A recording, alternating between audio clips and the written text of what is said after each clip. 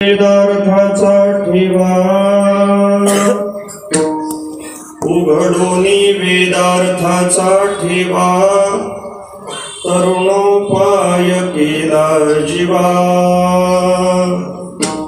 ऐसा समर्थ ज्ञानदेव त्याचे चरणी ठेवा भाव प्रत्यक्ष प्रचित लोचनी अस्ति विरती जीवनी ऐसा समर्थ ज्ञानदेव त्याचे चरणी ठेवा भाव पुढे सोन्याचा पिंपळ ऐसी साक्ष असे आढळ ऐसा समर्थ ज्ञानदेव त्याचे चरणी ठेवा भाव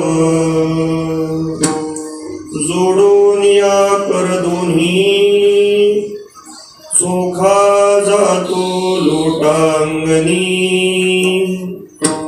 ऐसा समर्थ ज्ञानदेव त्याचे चरणी ठेवा भाव पांडुरंगा करू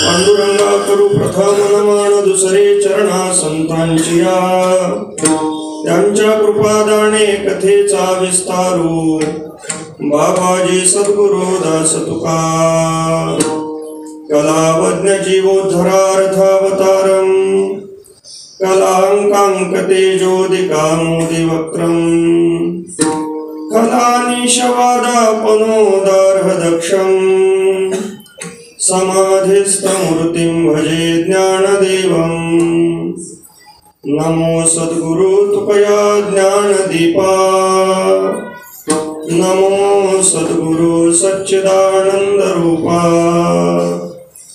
नमो सद्गुरु भक्त कल्याण मूर्ति नमो सद्गुरु भास्करा पूर्ण कीर्ति संपाद्य ज्ञानंच विधाय भक्तिं विलोकितो येन समाधिराजः वैराग्यवन्तं सुविचारयुक्तं नमामि जोगं शिरसा गुरुन्तं सोनोपंत तथा गुणिजनतया मामासि बोलती नामे शंकर शंकरा शुभकरा निसंग जो संगती पुण्यश्लोकीचा पुणे नगरीचा मोती खरा शोभतो ऐशा संतवरा शुभकरा दांडेकरा वंदितो तुम्ही संत माझिया कडा दिठीचा कराल बहुडा तरी तुम्हा माने वडा होईन मी हे सारस्वताचे गोड तुम्हीच लाविले जी झाड तरी अवधाने अमृते वाड शिंपोणी कीजे विठ्ठला विठ्ठला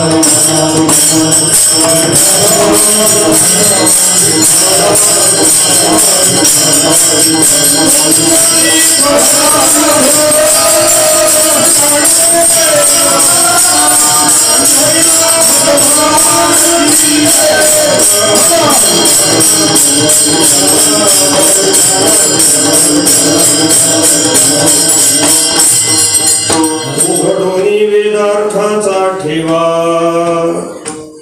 तरुणोपाय केला जीवा ऐसा समर्थ ज्ञानदेव त्याचे चरणी ठेवा भाव।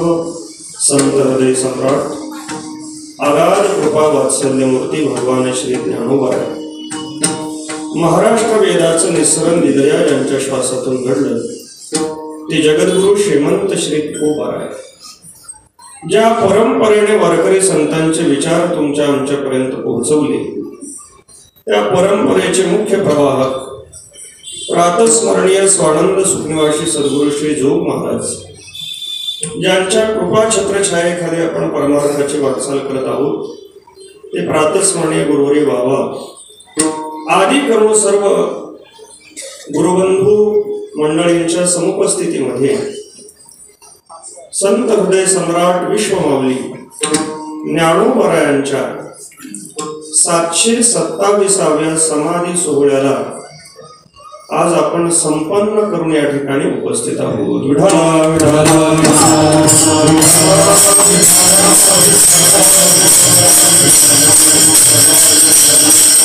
विश्वमाऊली ज्ञानोबरायांचा हा संजीवन समाधी सोहळा आहे।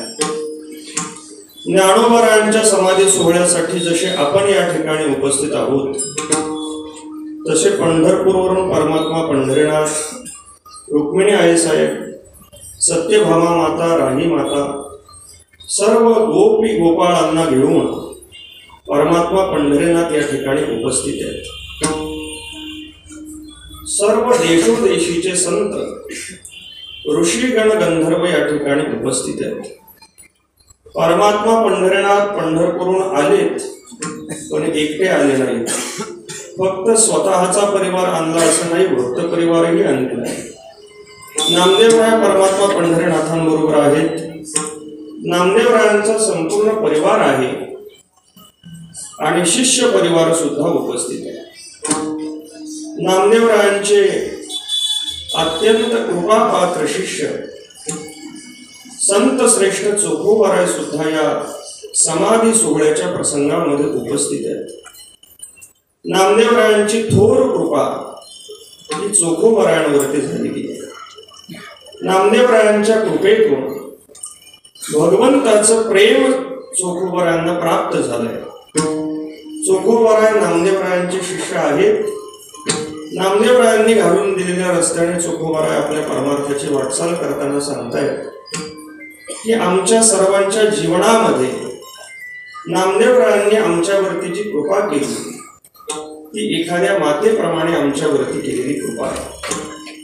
चोखा म्हणे तू हो माया हो माऊली प्रेती साऊली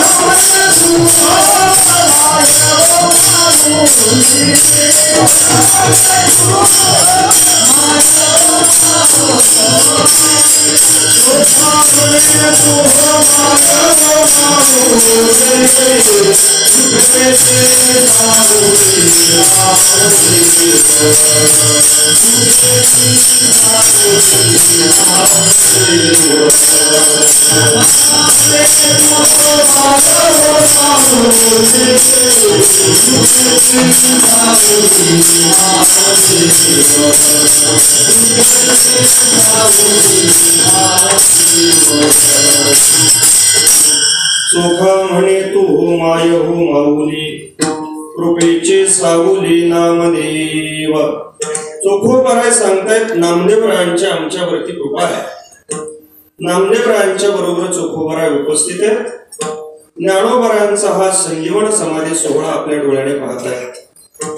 समाधी सोहळा सकाळी आपण गुरुवर्य तात्यांच्या मुखातून ऐकला की परमात्मा पंढरीनाथाने सद्गुरू श्री निवृत्तीनाथ महाराजांनी ज्ञानोबरायांचे हात धरले, ज्ञानोबराय समाधीमध्ये जाऊन बसले.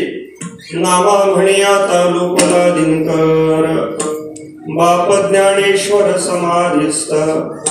ज्ञानोबराय समाधीमध्ये बसल्यानंतर तिथून पुढचा जो प्रकार आहे तो नामदेवरायांच्या आळीचा प्रकार आहे. नामदेवराय ज्ञानोबरायांच्या विरहामध्ये अत्यंत व्यथित होत आहेत की पुन्हा एकदा ज्ञानोबरायांचं दर्शन आपल्याला मिळावं.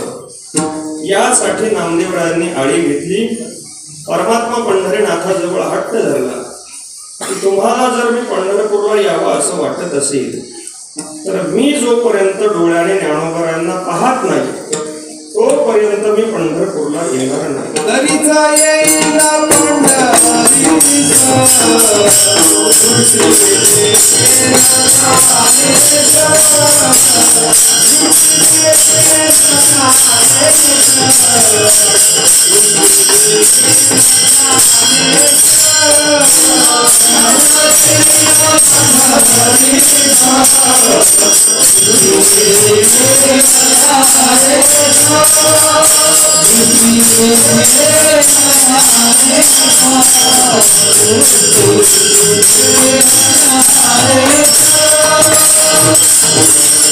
परिचयीन पंढरीस दृष्टी देखील ज्ञानेश. आपल्याला सर्व कथाभाग माहिती आहे. जेव्हा नामदेवरायांनी हा अट्टहास धरला, भगवंताने समजूत काढण्याचा भरपूर प्रयत्न केला.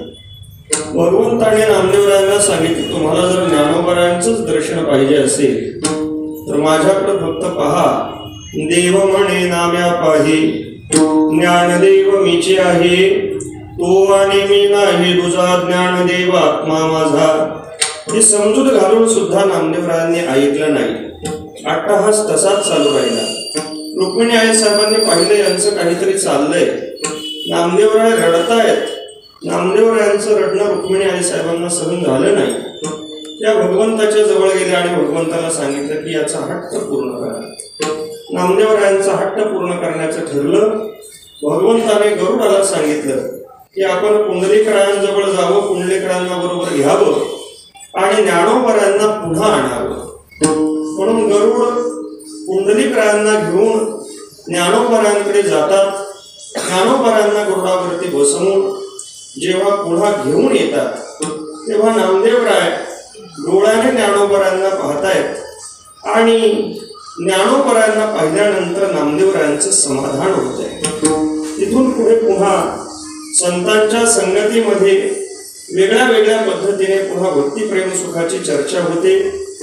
मोठ्या प्रमाणामध्ये उत्सव सुरू होतो आणि मग उत्सव सुरू झाल्यानंतर मग पुन्हा भगवंत नामदेवरायांना सांगतायत की ज्ञानोबरायांना समाधीमध्ये जे जायचंय, समाधीमध्ये जे बसायचंय, ते समाधीमध्ये बसण्याचा हेतू हा आहे की या सर्व जीवांच्या उद्धाराचा निश्चित मार्ग सर्वांसमोर प्रगट करण्यासाठी ज्ञानोबराय समाधीमध्ये बसतायत.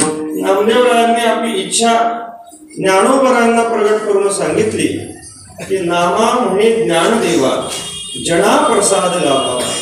या जनांना आपल्यापासून प्रसाद मिळाला पाहिजे यासाठी आपण उपाय करावेत. मग ज्ञानोबरायांचं समाधीमध्ये बसणं म्हणजे विश्वाच्या उद्धाराचा अत्यंत विलक्षण, शाश्वत आणि स्थिर असा उपाय आहे. हे नामदेवरायांना सांगितलं गेलं. वेगळ्या वेगळ्या पद्धतीने सांगितल्यानंतर पुन्हा ज्ञानोबराय समाधीमध्ये बसले. मग आता ज्ञानोबरायांचं समाधीमध्ये बसणं हे विश्वाच्या उद्धारासाठी आहे.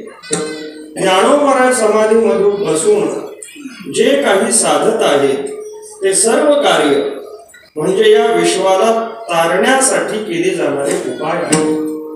हे विश्व पुन्हा पुन्हा संसार सागरामध्ये बुडू नये, या अत्यंत दुःखापासून ते वेगळं व्हावं यासाठी ज्ञानोबराय या विश्व कल्याणाच्या उपायांचा विचार आपल्या कृतीतून समाधीमध्ये बसून नित्य करतायत.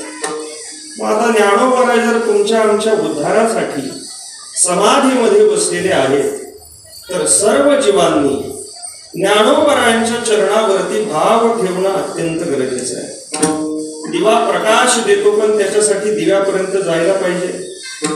जसं आवाज वाढवण्याची क्षमता माईक मध्ये आहे, पण त्याच्या जवळ जाऊन जर आपण बोललो तर आवाज वाढतोय आणि लांबून बोललो तर आवाज वाढत नाही. तसं ज्यांनी आपल्याला उद्धाराचे उपाय जे करतायत त्यांच्या जवळ या जनांनी जायला पाहिजे. इकडं तिकडं फिरत बसण्यापेक्षा आपला शाश्वत उद्धार जिथे गेल्यानंतर होणार आहे त्या ज्ञानोबरायांच्या चरणावरती प्रत्येकाने आपला भाव ठेवायला पाहिजे.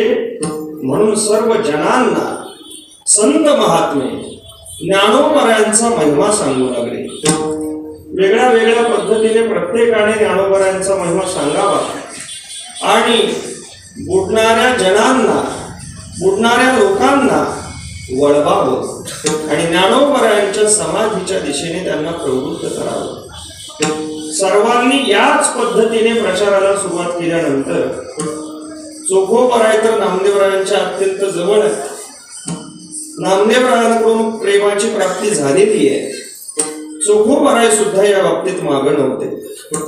चोखोबरायांनी प्रत्येकाला सांगायला सुरुवात केली की आपण जे काही जीवन जगत आहोत ते सगळं जीवन निराधार आहे. ज्याला ज्याला म्हणून आपण आधार बनवत आहोत तो आधार काही 1-2 दिवसापुरता राहतो, पुन्हा जातो. म्हणून ज्याच्याकडे आशेने आपण पाहत आहोत तो संसारातील कोणताही पदार्थ हा आपल्याला आधार ठरू शकत नाही. मग आधार काय ठरणार आहे? तर आधार एकच आहे आणि सर्व निराधारांना आधार आहे ज्ञानोबरायांची समाधी, ज्ञानोबरायांचे चरण. ज्ञानोबराय संजीवन समाधीमध्ये बसलेले आहेत. म्हणून ज्ञानोबरायांची ही समाधी ही सर्वांसाठी खऱ्या अर्थाने आधार आहे. समाधी निर्धार संजीवन, समाधी निर्धार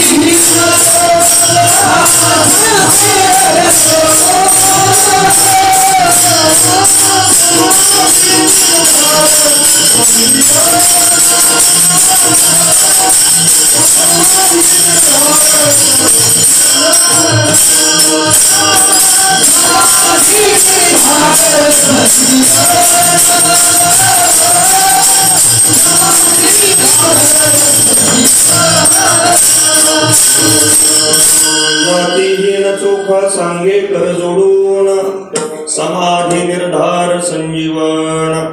तुम्हा सर्वांसाठी आधार ज्ञानोबरायांची समाधी आहे. पण आता लोकांना सरळ आपण सांगू लागलो तर लोक लगेच त्याच्यावरती विश्वास ठेवतात असं नाही. चोखोबराय ज्ञानोबरायांचा महिमा सांगतायत की ज्ञानोबराय जे या ठिकाणी आले ते मुळामध्ये तुम्हा सर्वांचा उद्धार करण्यासाठी, सर्वांना तारण्यासाठी आले. त्यांनी आपल्या जीवनामध्ये जे जे काही केलं ते सर्वांना तारण्यासाठीच केलं आणि त्यांनी आपल्या जीवनाला संजीवन समाधीमध्ये जे बसवलेलं आहे तेही आपल्याला तारण्यासाठीच बसवलेलं आहे. लोक म्हणू लागले, महाराज तुम्ही आम्हाला सांगता की ज्ञानोबरायांनी तुमच्यासाठी, तुमच्या तरण्यासाठी सगळ्या गोष्टी केलेल्या आहेत, पण ज्ञानोबरायांनी आम्हाला तरण्यासाठी नेमकं काय केलंय? चोखोबराय सांगतायत ज्ञानोबरायांनी तुम्हाला तरण्यासाठी, सर्वांना तारण्यासाठी काय केलं आहे? तर ज्ञानोबरायांनी तुम्हा सर्वांना तारण्यासाठी एक विलक्षण क्रांती केलेली आहे.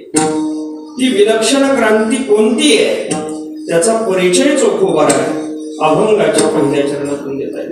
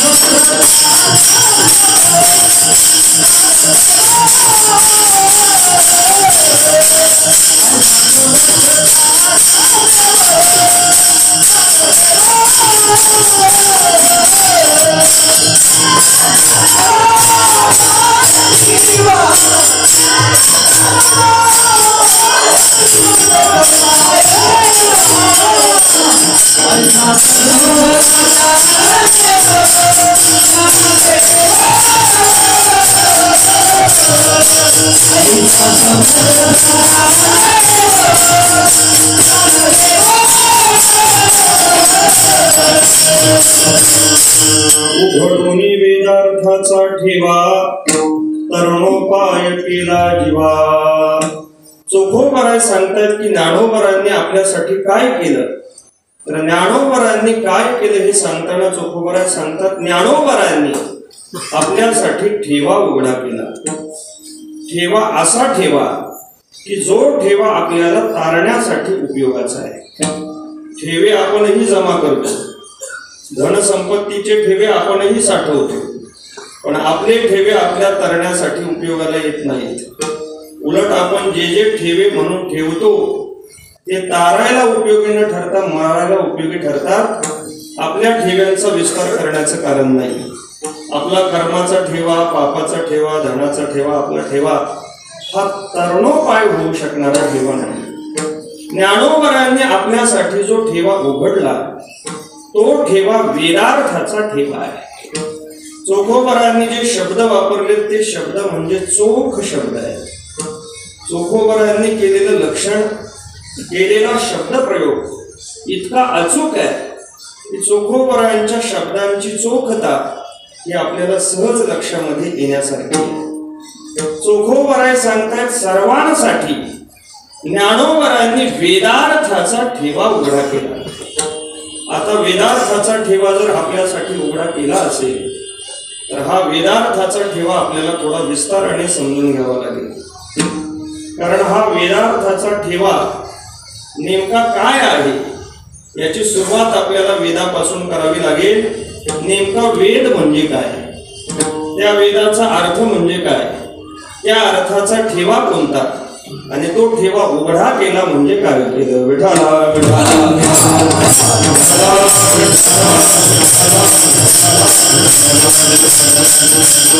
यथामती यथाशक्ती श्रीगुरूंच्या कृपेने, ज्ञानोबराय तुकोबरायांच्या कृपेने आपल्याला या पदाचा विस्ताराने विचार करायचा आहे. तो विस्ताराने करायचा आहे, त्याच्या पाठीमागे हेतू सुद्धा अनेक आहेत. त्यामुळे वेदार्थाचा ठेवा हे जे चोखोबराय म्हणतायत त्यामध्ये पहिलं नेमकं वेद म्हणजे काय हे चांगलं कळत नाही. नेमकं वेद कशाला म्हटलं जातं, वेद आहे काय. आपण स्वतःला हिंदू म्हणून घेतो, पण वेदासंबंधी, शास्त्रासंबंधी, पुराणांसंबंधी जेवढी डोळसता आपल्यामध्ये यायला पाहिजे तेवढी डोळसता आलेली दिसत नाही. सोप्या पद्धतीने आपल्याला या सगळ्या गोष्टीचा विचार केला पाहिजे. जेव्हा भगवान परमात्म्याच्या नाभीमध्ये कमळ उत्पन्न झालं, विश्व उत्पन्न करायचंय, सृजन करायचंय, तेव्हा नाभीमध्ये कमळ जन्माला आलं, कमळामध्ये ब्रह्मदेव जन्माला आले आणि ब्रह्मदेवाला विश्वाची रचना करण्याची जबाबदारी भगवंताने सोपवली. पण विश्वाची रचना करण्यासाठी ब्रह्मदेवाने प्रयत्न सुरू केले, पण विश्वाची रचना काही ब्रह्मदेवाला करता येणार. चार दिशेला पाहता पाहता चार दिशेला चार तोंड प्राप्त झाली.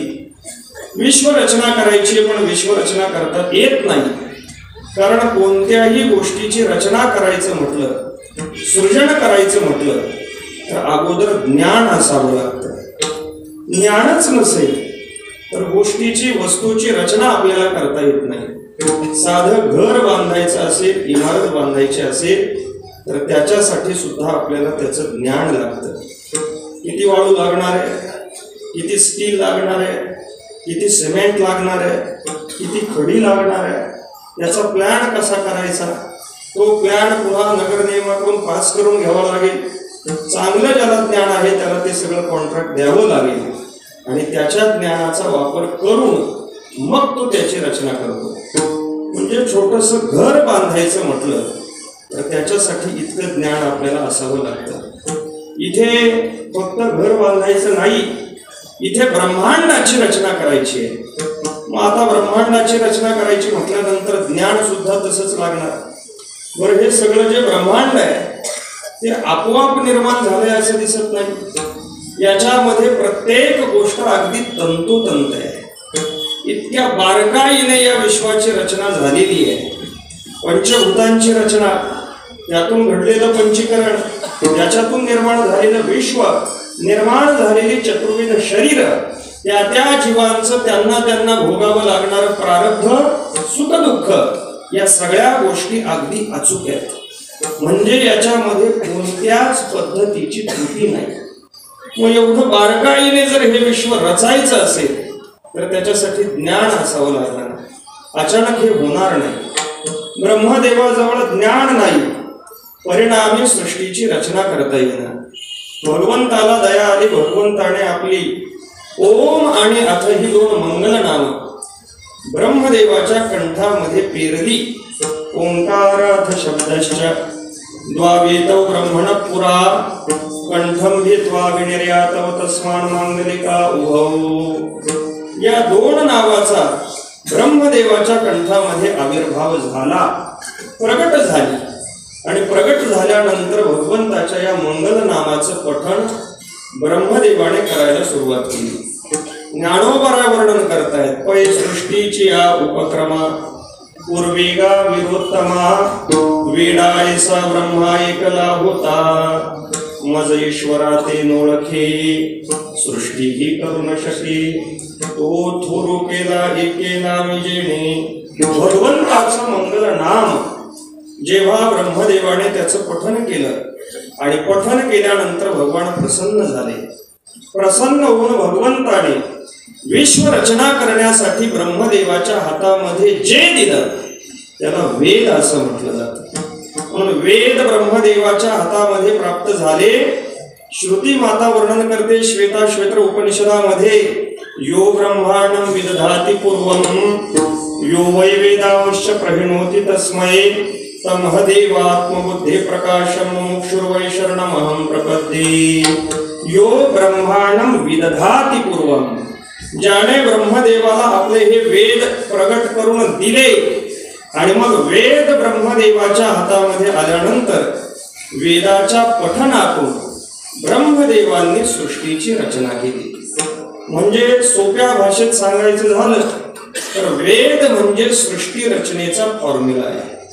हे विश्व कशाच्या पठनातून उत्पन्न झालं असेल तर ते वेदाच्या पठनातून उत्पन्न झालेलं आहे.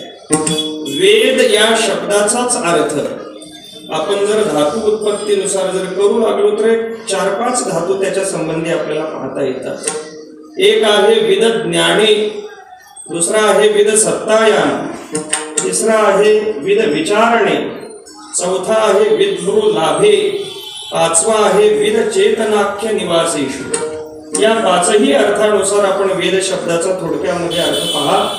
विद ज्ञाने म्हणजे ज्याच्यामध्ये ज्ञान आहे, धर्म अर्थ काम आणि मोक्ष या चतुर्विध पुरुषार्थाचं यथार्थ ज्ञान करून देण्याचं सामर्थ्य, लौकिक अलौकिक उपायांचं ज्ञान करून देण्याचं सामर्थ्य ज्या ज्ञान राशीमध्ये आहे त्याला वेद असं म्हटलं जातं. वेद सत्तायाम धातूचा विचार करा. की जे नित्य शाश्वत रूपाने राहतात, विद्यते, ज्यांचा नाश कधीच होत नाही, त्याला वेद असं म्हटलं जातं. वेदाचा नाश होत नाही, वेद नष्ट होत नाही, नित्य राहणार आहे. त्यानंतर वेद विचारणे धातूनुसार त्याचा अर्थ आपण पहा, ज्यामध्ये सृष्टी प्रक्रियेचा विचार केलेला आहे. ही सृष्टी कशी उत्पन्न झाली? यतो वा इमानी भूतानि जायन्ते येन जातानि जीवन्ति यत्प्रयन्ते विसंविशन्ते तद्विजिज्ञासस्व तद्ब्रह्मेति. ज्यामध्ये सृष्टीच्या उपक्रमापासून सृष्टीच्या स्थितीचा आणि सृष्टीच्या लयाचा सुद्धा विचार आहे, त्याला वेद असं म्हटलं जातं. वेद वेदगुरु लाभेनुसार अर्थ करा. जो आपल्याला उत्तम उत्तम लाभाची प्राप्ती करून देतो त्याला वेद असं म्हटलं जातं. वेद म्हणजे भगवंताच्या निश्वासातून बाहेर पडलेली अपौरुषेय ज्ञान राशी. अपौरुषेय म्हणण्याचा अर्थ असा आहे की जी पुरुषकृत नाही, आणि पुरुषकृत नाही म्हणूनच निर्दोष आहे. कारण पुरुषाकडून निर्माण झालेली कोणतीही कृती, तिच्यामध्ये आपण चिंतन करणारी मंडळी आहात, त्यामध्ये भ्रम येतो, त्यामध्ये प्रमाद येतो, त्यामध्ये कर्णापाठव दोष येतो, त्यामध्ये विप्रलिप्सा येते. हे चारही दोष मनुष्याने पुरुषाने निर्माण केलेल्या कृतीमध्ये येतात. पण वेद भगवंताच्या निश्वासातून प्रकट झालेले आहेत. निश्वसितम अस्य वेदाः. श्रुती माता वर्णन करते, अस्य महतो भूतस्य निश्वसितम एतत् ऋग्वेद यजुर्वेद अथर्वांगिरसः. या भगवंताच्या निश्वासातून हे वेद बाहेर पडलेले आहेत. निश्वासातून पडलेत म्हणजे ज्ञानोबरांच्या भाषेमध्ये जर सांगायचं तर हा वेदार्थ सागर, जया निद्रिताचा भुरू. मनुष्य झोपल्यानंतर त्याचे जे श्वास चालतात त्या श्वासांना आपण घोरणं म्हणतो. पण आपलं घोरणं आणि भगवंताचं घोरणं याच्यामध्ये अंतर आहे. आपण घोरू लागलो तर ज्ञानोबरांचं विशेषण प्रसिद्ध आहे. आपलं घोरणं म्हणजे बदबदा घोरणं आहे. त्या घोरण्याने दुसऱ्यांच्या झोपा मोड होतात. म्हणून जे घोरणारे आहेत त्यांच्या जवळ ज्यांची झोप हलकी आहे ते झोपत नाहीत, आणि झोपले तरी कानात कापसाचे गोळे घालून झोपतात. आपल्या झोपण्यामधून आपलं जे घोरणं आहे ते घोरणं दुसऱ्याला पीडा करणारा आहे, कारण आपली झोपच अज्ञानाची आहे.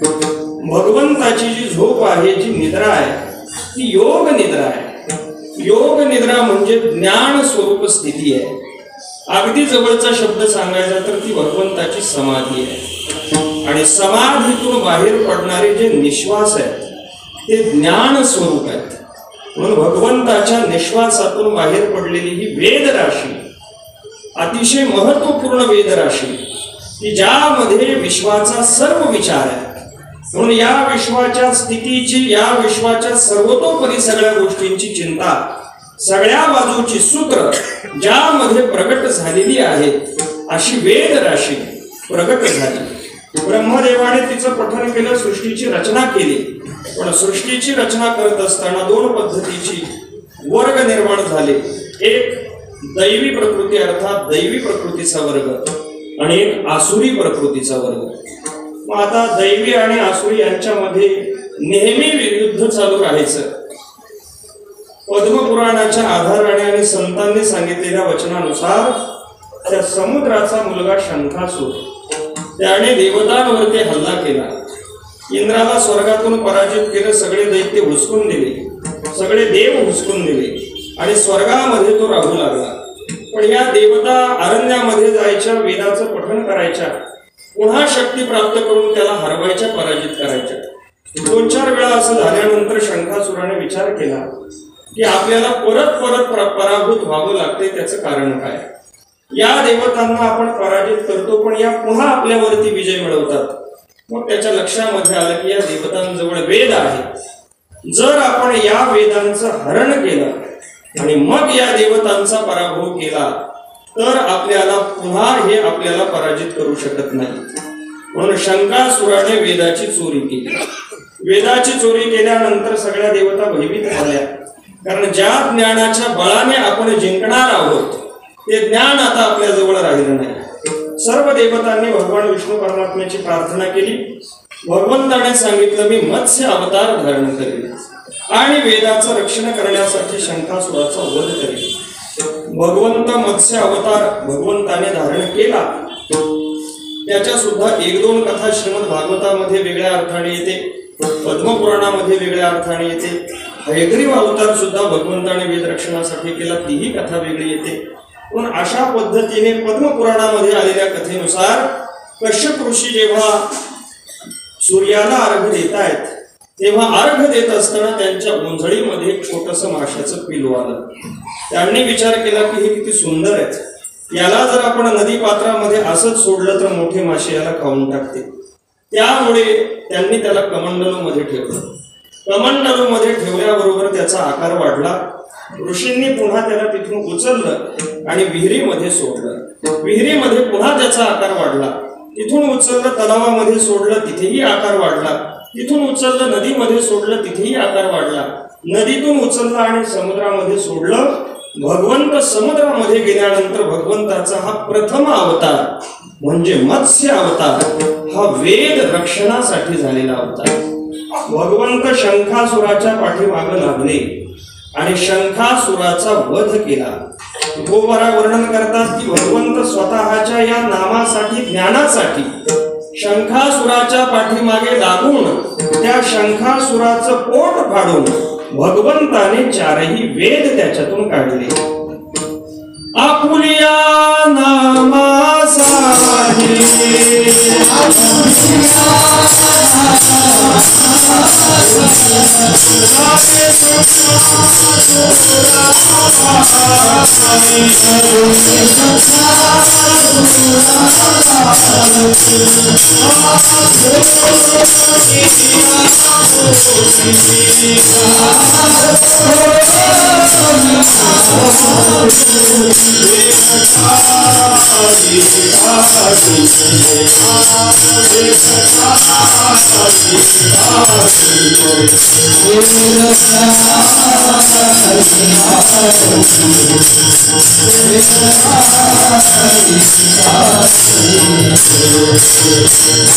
आपुलिया नामासाठी लागे शंखासुरा पाठी फोडून आपोटी वेदचारी काढिले. भगवंताने शंखासुराचा वध केला, त्याचं पोट फाडलं आणि त्याने जे वेद गिळले होते ते वेद काढले. पण तुकोबारा सांगतायत हा भगवंत इतका भक्ती रसासाठी वेडावलेला आहे की त्या शंखासुराचं पोट फाडून वेद काढल्यानंतर त्या शंखासुराने वेद खाल्ल्यामुळे भगवंत त्या शंखासुराचं कलेवर अजून सुद्धा हातामध्ये वागवतात. वेद खाय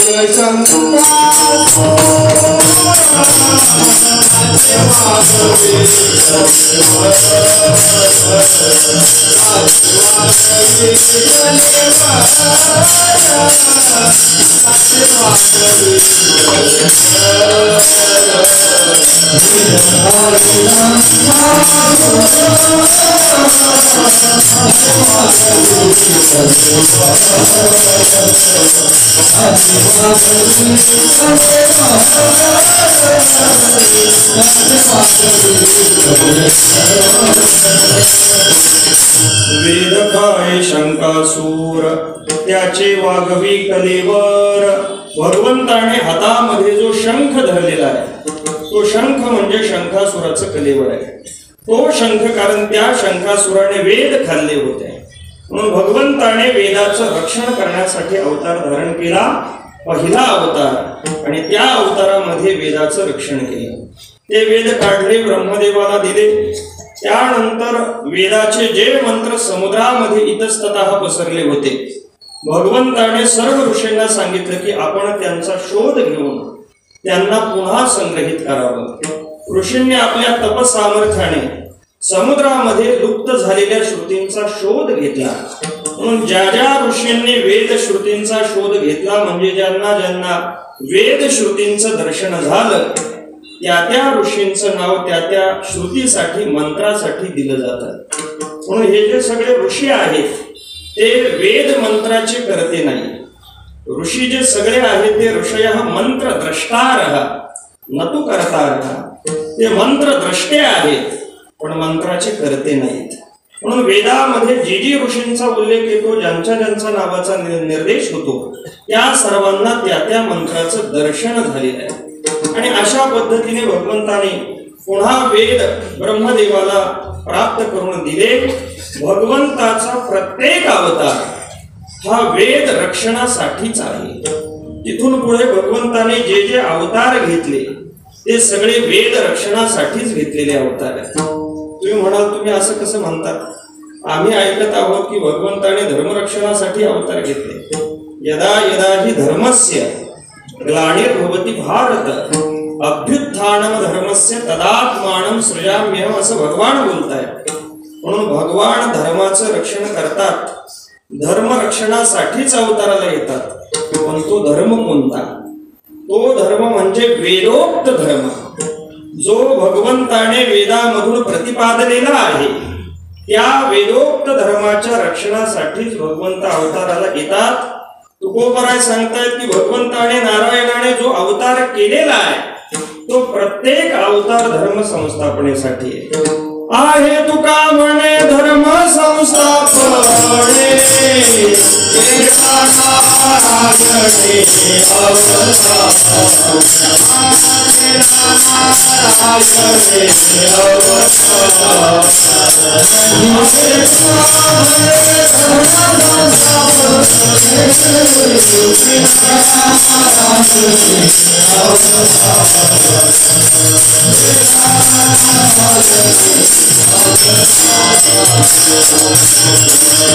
आहे. तुका म्हणे धर्म संस्थापने केला नारायणे अवतार. भगवंत अवताराला येतात. मग आता प्रत्येक वेळेला धर्मरक्षण करण्यासाठी शंखासुराप्रमाणे प्रत्येक वेळेला कोणीतरी दैत्य वेद खातोच असं नाही. प्रत्येक वेळेला वेदाच्या पाठीमागे लागलेले जे असुर आहेत ते असुर, ते दैत्य वेदाचं निश्चित तात्पर्य न जाणता जेव्हा चुकीचा अर्थ ग्रहण करतात आणि वेदाला चुकीच्या अर्थाने वापरू लागतात, तेव्हा त्यांच्यापासून सुद्धा वेदाचं रक्षणच करावं लागतं. कारण चोरी ही फक्त हरण केलं म्हणजे चोरी झाली असं नाही. बऱ्याच वेळेला त्याच्यामध्ये विकृती सुद्धा उत्पन्न केली जाते. जसं ब्रह्मदेवाने ब्रह्मविद्येचा महिमा गायला, ब्रह्मविद्येचा महिमा ब्रह्मदेव सांगू लागले की ज्याला ब्रह्मज्ञान होतं त्याला काही प्राप्त करायचं राहत नाही. म्हणजे तो सर्व काही प्राप्त करतो, सर्व त्रैलोक्याचं राज्य त्याला प्राप्त होतं. ब्रह्मदेव जेव्हा ब्रह्मविद्येचा महिमा गातायत, हा महिमा इंद्राच्या कानावरती पडला आणि हा महिमा विरोचनाच्या सुद्धा कानावरती पडला. दोघांनीही हे ऐकलं आणि दोघांना सुद्धा त्रिभुवनाचं राज्य प्राप्त करून घेण्याची अभिलाषा आहे. दोघेही ब्रह्मदेवाजवळ आले आणि ब्रह्मदेवाला म्हणू लागले, आम्ही आतापर्यंत शस्त्रास्त्र जमा करत होतो कारण युद्ध करायचं आणि राज्य मिळवायचं, पण ब्रह्मज्ञानाने जर सर्व प्राप्त होतंय तर मग आम्हाला ब्रह्मज्ञानच द्या. आता दोघेही आलेले आहेत, पण ब्रह्मविद्या देण्यासाठी अधिकार पाहिला जातो. अधिकार नसेल तर ब्रह्मविद्या सांगता येत नाही. भगवत पूज्यपाद श्रीमद शंकराचार्य विवेक चूडामणी मध्ये सांगतायत, अधिकारी नाम आशा असते फलसिद्धीर विशेषतः. फळाची सिद्धी व्हावी असं जर वाटत असेल तर त्याच्यासाठी अधिकाराची अपेक्षा आहे. दोघांचाही अधिकार नाही. ब्रह्मदेवाने सांगितलं, तुम्हाला ब्रह्मविद्या मी देतो, पण अगोदर अधिकार मिळवून या. 1 वर्ष ब्रह्मचर्य व्रताचं पालन करा. 1 वर्ष पालन करण्यासाठी पाठवलं आणि पाठवल्यानंतर ब्रह्मचर्य व्रताचं पालन करून हे आले. आल्यानंतर ब्रह्मदेवाने विचार केला की हे खरंच किती अधिकारी झालेत हे पाहावं. म्हणून ब्रह्मदेवाने सांगितलं, तुम्हाला मी आत्मदर्शन घडवून देतो. समोर दिसणारा जो तलाव आहे त्या तलावाच्या काठावरती जायचं, पाण्यामध्ये डोकवायचं, जे दिसतंय तो आत्मा आहे. दोघांनी पाहण्यासाठी दोघेही तिथून निघाले. तलावाच्या काठावरती गेले, पाण्यामध्ये डोकावून पाहिलं. आता पाण्यामध्ये काय दिसणार आहे? आपलं प्रतिबिंब. इंद्राने आपलं प्रतिबिंब पाहिलं, विरोचनाने आपलं प्रतिबिंब पाहिलं. पण ते प्रतिबिंब पाहिल्यानंतर इंद्राला संशय आला, कारण आत्मा जो आहे तो न हलणारा आहे, शाश्वत आहे. आणि पाण्यामध्ये दिसणारे हे प्रतिबिंब वारा आल्यानंतर हलतंय, या अर्थी हा आत्मा नक्की आहे का? संशय उत्पन्न झाला. पण विरोचनाला मात्र संशय उत्पन्न झाला नाही. त्याने पाहिलं, आपल्या तोंडाला हात लावून पाहिला, अरे पाण्यामध्ये दिसणारं प्रतिबिंब म्हणजे या देहाच आहे. त्यामुळे आत्मा म्हणजे दुसरं काही नाही, आत्मा म्हणजे आपला देह. जो आपण जीव आहोत तो जीव हाच खऱ्या अर्थाने देव आहे. त्यानंतर भोजन करणं हीच खऱ्या अर्थाने भक्ती आहे आणि मनुष्य मेला हीच त्याची मुक्ती आहे. जीव तुझी देवा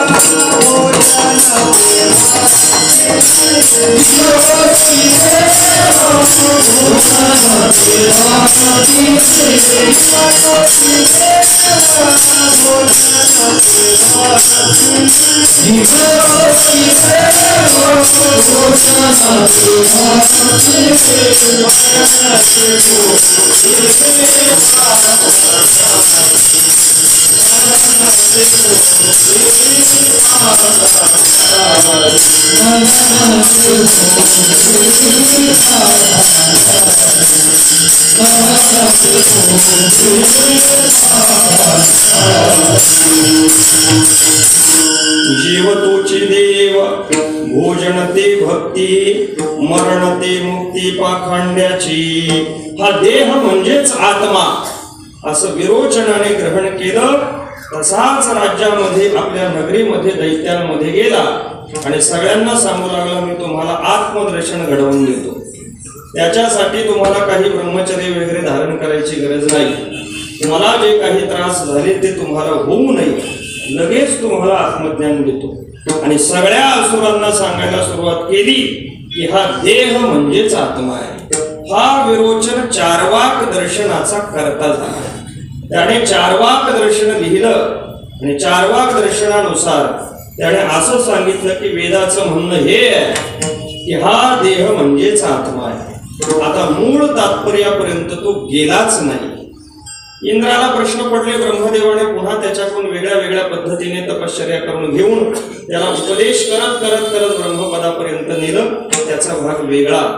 पण हे जे असुर आहेत, या असुरांनी मात्र आपल्या मतानुसार पाहिजे तसा अर्थ करायचा, स्वतःसाठी यज्ञ करायचा, त्या यज्ञामध्ये घोर अशी हिंसा करायची, त्या हिंसेमध्ये स्वतःसाठीच सगळं खायचं, या पद्धतीचा जिकडे तिकडे विध्वंस मांडला. वेदाचं निश्चित तात्पर्य ग्रहण केलं नाही. परिणाम असा झाला की श्रुतीला नेमकं काय सांगायचं हे न कळल्यामुळे अनाचार वाढू लागला. मग आता वेदाचं रक्षण या अनाचारापासून झालं पाहिजे. वेदाचं निश्चित तात्पर्य सर्वांपर्यंत पोहोचलं पाहिजे. म्हणून भगवंत जसे भगवंत रूपाने वेद रक्षणासाठी अवतार धारण करतात, तसेच संत रूपाने सुद्धा अवतार धारण करतात. जेव्हा लोक चुकीचं ग्रहण करतायत, योग्य पद्धतीने अर्थ करत नाहीत, त्यासाठी भगवंतच संतांच्या रूपाने अवताराला येतात. मग आता वेदाचं अर्थग्रहण सर्वांना व्यवस्थित करता यावं, यासाठी भगवंताने जो अवतार घेतला तो अवतार म्हणजे वेद व्यासांचा अवतार आहे. भगवंत व्यास महर्षींच्या रूपाने अवतीर्ण झाले. कारण एवढा मोठा जो वेद आहे, तो वेद एका वेळेला कोणालाही त्याचं अध्ययन होईना. आणि ते अध्ययन करण्यासाठी कितीही प्रयत्न केला तरी अध्ययन होत नाही. कारण वेदाचं स्वरूपच मुळात अनंतावै वेदा. ज्ञानोबरांनी म्हटल्याप्रमाणे वेदार्थ सागरू हा सागर आहे आणि सागराला आपण बुद्धीमध्ये कसं आणणार. समग्र वेदाचा अध्ययन करण्याचा प्रयत्न अनेकांनी केला. भारद्वाज मुनींनी समग्र वेदाचा अध्ययन करण्याचा प्रयत्न केला, पण करता आलं नाही. ऋषींनी समग्र वेदाचा अध्ययन करण्यासाठी प्रतिज्ञा केली आणि एक पूर्ण जन्म वेदाच्या अध्ययनामध्ये घालवला. बरं, ऋषींचं अध्ययन आणि आपलं अध्ययन याच्यात अंतर आहे. ऋषींनी एकदा वाचलं तरी सर्व मंत्र कंठस्थ व्हायचा. पुन्हा कंठस्थ करण्याची वेळ येत नव्हती, पुन्हा त्याला आवृत्ती देण्याची वेळ येत नव्हती. बरं, कोणताही क्षण त्यांनी वाया घालवला नाही. संपूर्ण आयुष्य वेदाच्या पठणामध्ये घालवलं आणि प्राण जातेवेळी म्हातारपणामध्ये इंद्र त्यांच्या दर्शनाला आला. भारद्वाज मुनींनी इंद्राला विचारलं, काहू, या जन्मामध्ये मी संपूर्ण वेद अध्ययन करण्याची प्रतिज्ञा केली होती, तर माझ्याकडून संपूर्ण वेदाचं अध्ययन झालं आहे का. इंद्राने सांगितलं नाही महाराज, अजून बराचसा वेद शिल्लक आहे. भारद्वाज मुनी म्हटले काही हरकत नाही, मी माझ्या इच्छेने जन्म घेऊ शकतो, मी पुन्हा जन्म घेईन. भारद्वाज महर्षीने पुन्हा जन्म घेतला, दुसरा जन्म, आणि दुसऱ्या जन्मामध्ये पुन्हा पहिल्यापासून वेदाचं अध्ययन करू लागले. समग्र अध्ययन, आयुष्यभर अध्ययन केलं. एक क्षण वाया न घालवता ऋषी जितेंद्रिय आहे. आपलं अध्ययन आपल्याला पुन्हा पुन्हा तेच वाचावं लागतं. फिरून आपण तिथंच येतो, कारण एका बाजूला व्हॉट्सअप चालू ठेवायचा, एका बाजूला ग्रंथ घ्यायचा. म्हणून आपल्या अध्ययनावरून ऋषींच्या अध्ययनाचा अनुमान आपल्याला करता येत नाही. दुसरा जन्म संपत आला. इंद्राने पुन्हा शेवटी भेट घेतली. भेट घेतल्यानंतर पुन्हा विचारलं, महाराज किती शिल्लक आहे अजून? इंद्राने सांगितलं अजून पुष्कळ शिल्लक आहे. भारद्वाज मुनी म्हटले हरकत नाही, पुन्हा जन्म घेतो. दुसरा जन्म घेतला. तिसऱ्या जन्मामध्ये सुद्धा संपूर्ण आयुष्य वेदाच्या अध्ययनामध्ये घालवलं आणि पुन्हा म्हातारपणामध्ये प्राण जाणार इंद्र भेटण्यासाठी आला. दर्शनाला आलेल्या इंद्राला भारद्वाज मुनींनी विचारलं की आता 3 जन्म मी अध्ययन करतोय, त्यामुळे अजून किती अध्ययन करायचं बाकी राहिले? इंद्र म्हटला महाराज बरंच राहिलेलं आहे. भारद्वाज मुनी म्हटले बरंच म्हणता, पण मला जरा प्रमाणाने सांगा. इंद्र म्हटला मी आपल्याला उदाहरणाने सांगतो. आपल्या आश्रमाच्या समोर आपल्याला 3 पर्वत दिसतात का? भारद्वाज मुनी म्हटले दिसतात. मग त्या 3 पर्वतातून, प्रत्येक पर्वतातून एक मुठ माती जर हातामध्ये आपण धरली तर किती पर्वत शिल्लक राहील? पर्वतातून एक मुठ माती जर आपण हातात घेतली, भारद्वाज मुनी म्हटले सगळाच पर्वत शिल्लक राहील. इंद्राने सांगितलं मग वेदाच्या बाबतीतही तसंच समजा. 3 जन्मामध्ये आपल्या फक्त 3 मुठी हातामध्ये ज्ञान आलेलं आहे, बाकी सगळा वेद अजून तसाच शिल्लक राहिलेला आहे. एवढा अनंत वेद, या वेदाचं अध्ययन घडणार कसं?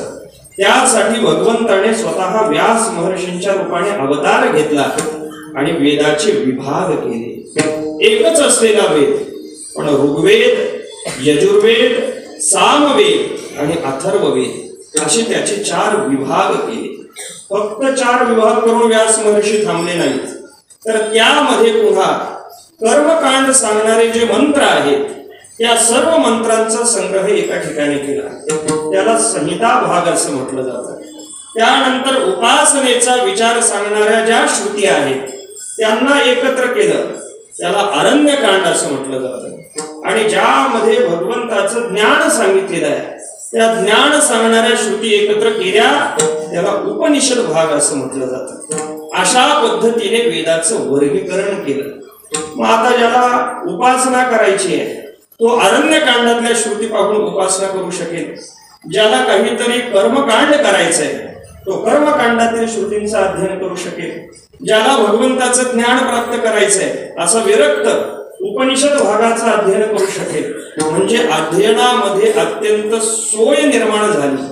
उदाहरण सांगायचं झालं तर ज्या पद्धतीने जगद्गुरु श्रीमंत श्री तुकोबरायांचा गाथा हा एकच आहे, म्हणून सर्व गाथेमध्ये नेमकी कोणते अभंग कोणत्या अर्थाने अशा पद्धतीने कळत नव्हतं.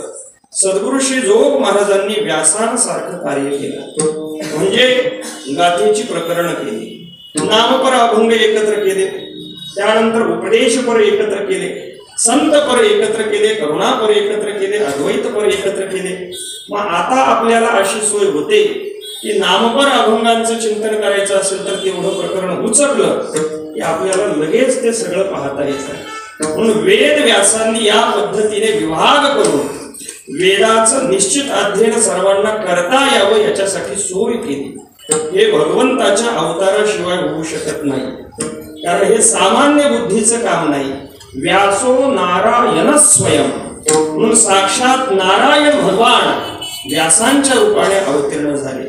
वेदाचे विभाग केले, याच्यावरती व्यास महर्षी थांबले नाहीत, कारण फक्त विभाग केलं तर सगळ्यांना कळेलच असं नाही. त्यातही पुन्हा श्रुती वाक्यांमध्ये परस्परांमध्ये विरोध आहे. एक श्रुती वेगळं प्रतिपादन करते, दुसरी श्रुती वेगळं प्रतिपादन करते. कुठे आत्मा शब्द कोणत्या अर्थाने आलेला आहे, कुठे प्राण शब्द कोणत्या अर्थाने आलेला आहे, हा परस्पर श्रुती वाक्यामध्ये समन्वय लागावा यासाठी महर्षी व्यासांनी ब्रह्मसूत्राची रचना केली.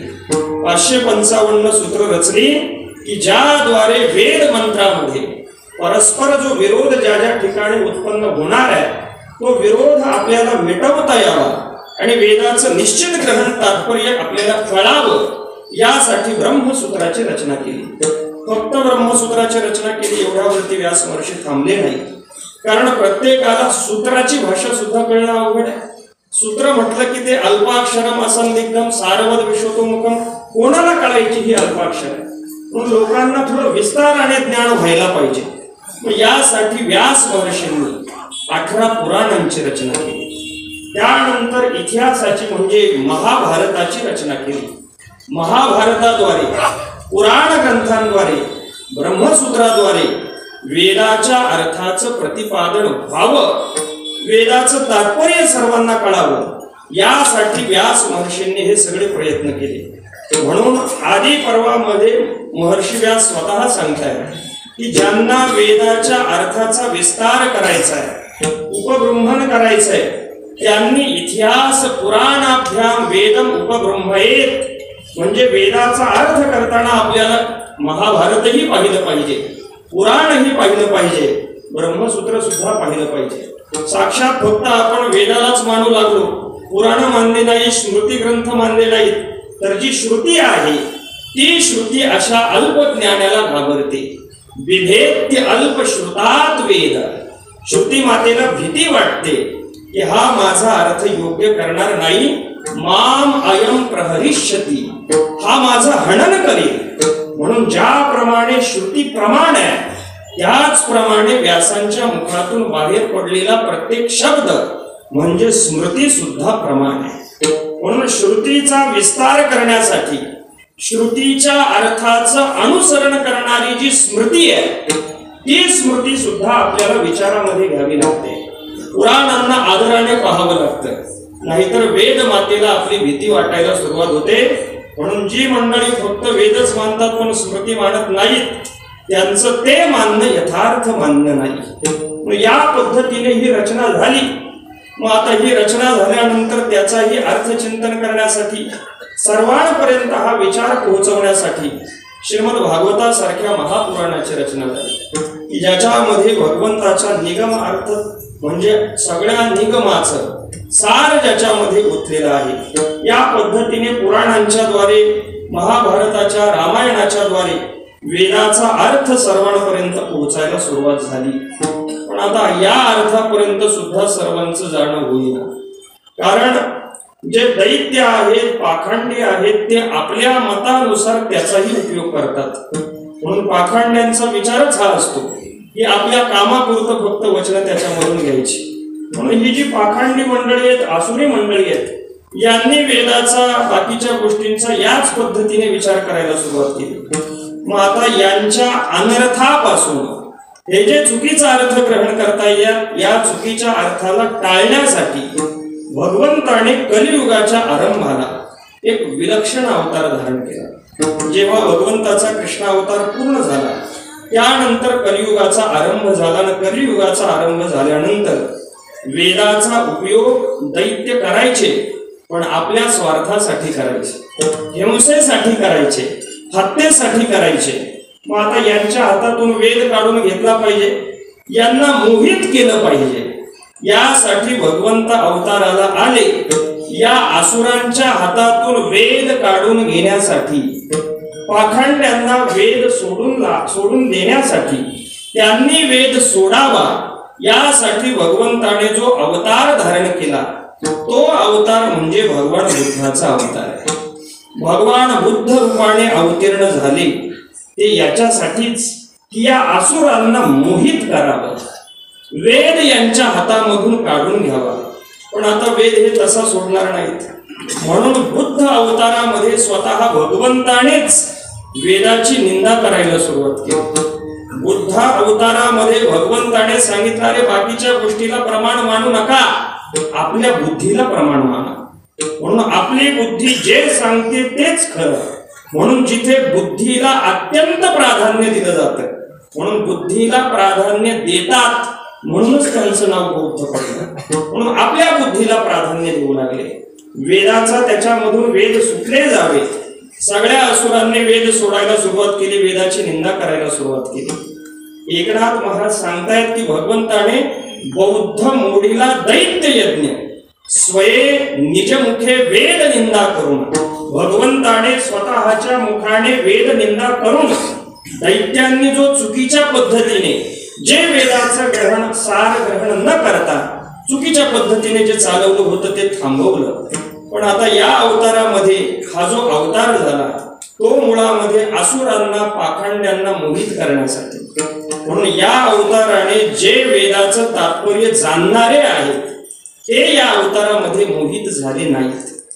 ते या अवताराने मोहित झाले नाहीत. उलट भगवंताने वेद निंदा केल्यामुळे या अवताराची बाकी सर्व संतांनी निंदा केली.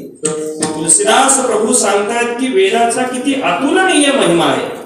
अतुलित महिमा वेद की तुलसी कियो विचार. तुलसीदास स्वामी सांगतायत की मी वेदाच्या अतुलनीय महिमेचा विचार केला. जो निंदत निंदित भयो विदत बुद्ध अवतार.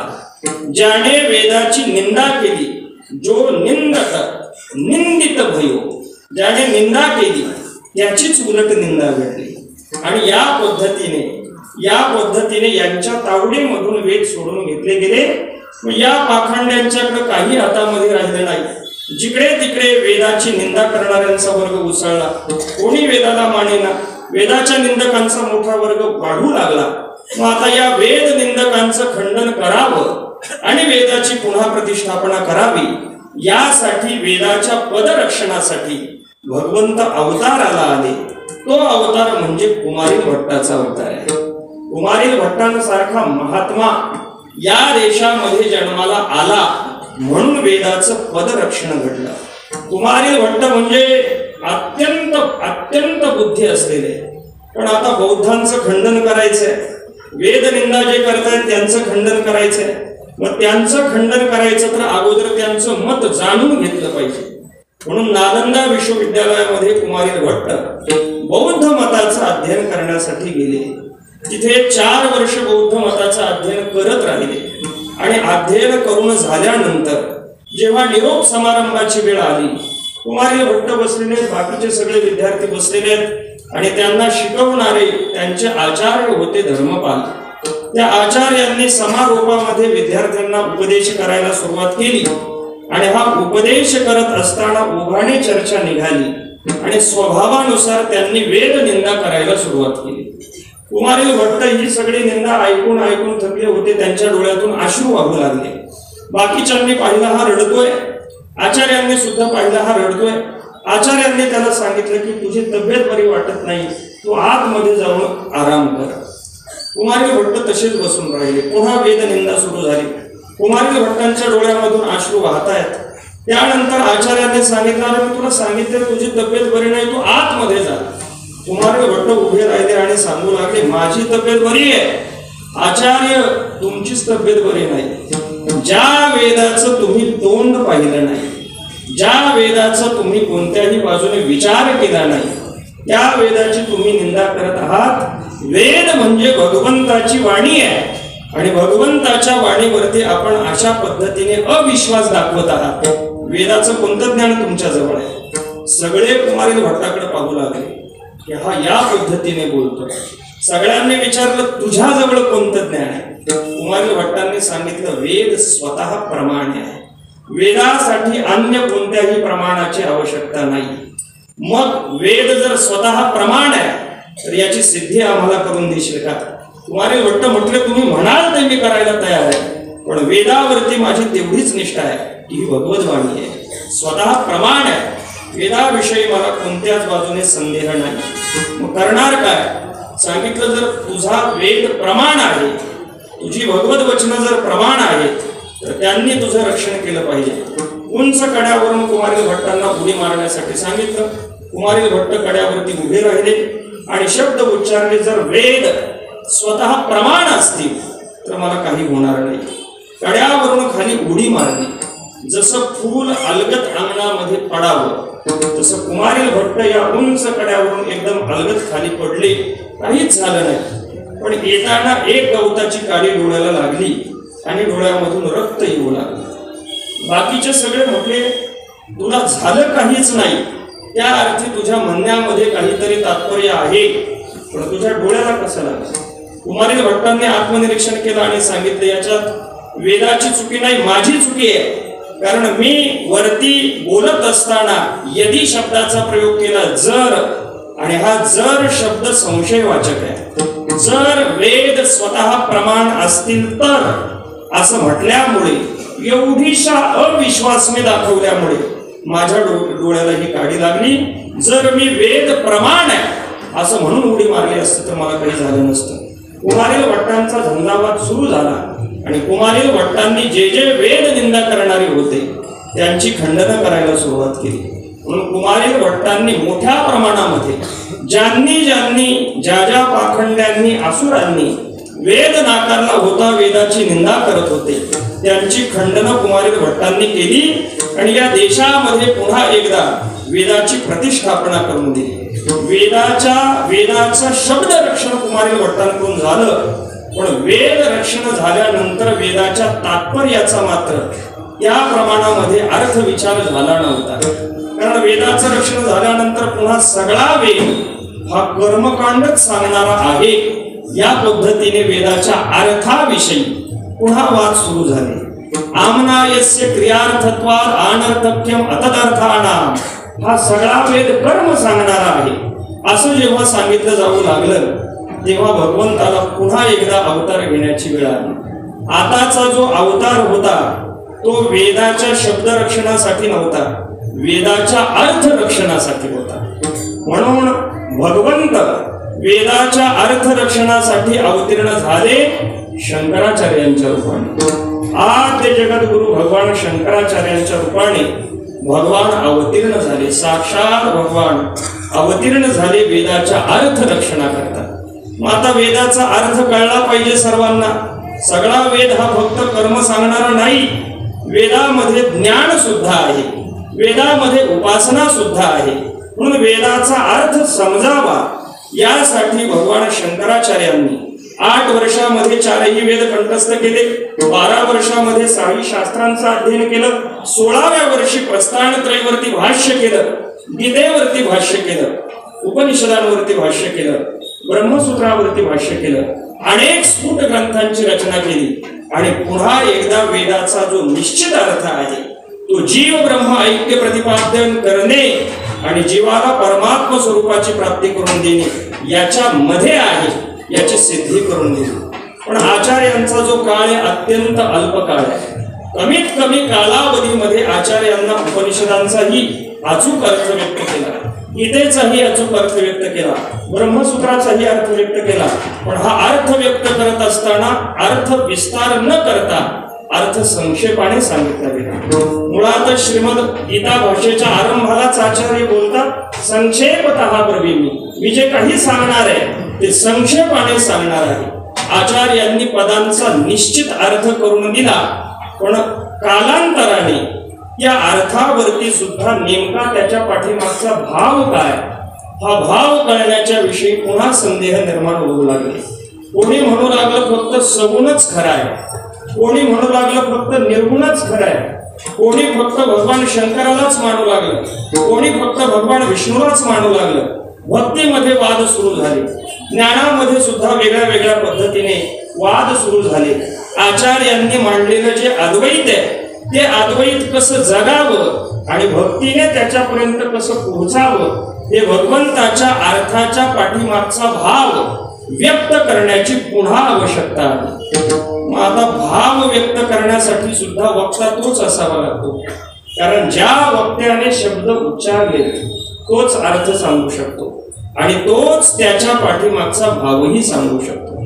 म्हणून वेदाचा निश्चित भावार्थ सांगण्यासाठी भगवंताने पुन्हा अवतार धारण केला आणि तो अवतार कोणता? महाविष्णूचा.